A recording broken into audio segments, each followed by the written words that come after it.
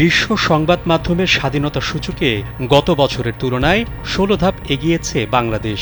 তবে সূচকে এবারও বাংলাদেশে স্বাধীন সাংবাদিকতার পরিস্থিতি বেশ গুরুতর হিসেবে চিহ্নিত করা হয়েছে। রিপোর্টার্স উইদাউট বর্ডার্স ২০২৫ সালের সূচকে এই তথ্য প্রকাশ করেছে। ১৮০টি দেশের মধ্যে সূচকে বাংলাদেশের অবস্থান ১৪৯তম।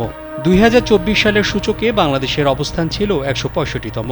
এর আগের বছর ছিল ১৬৩তম। ২০১৮ সালের পর এই প্রথম সূচকে ১৫০তম এর ভেতর অবস্থান করছে বাংলাদেশ। আরএসএফ এর এ বছরের সূচকে দক্ষিণ এশিয়ার দেশগুলোর মধ্যে ভারতের অবস্থান ১৫১তম, পাকিস্তানের ১৫৮তম ও ভুটানের ১৫২তম।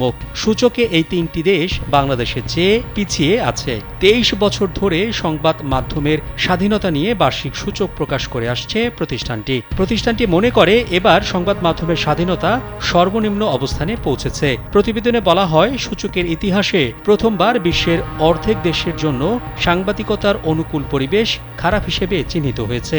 ১/৪ কম দেশে পরিস্থিতি সন্তোষজনক। সূচকে ২০২৪ সালে ১১ ধাপ পেছানোর পর এবছর আরও ২ ধাপ পিছিয়ে যুক্তরাষ্ট্র ৫৭তম স্থানে অবস্থান করছে।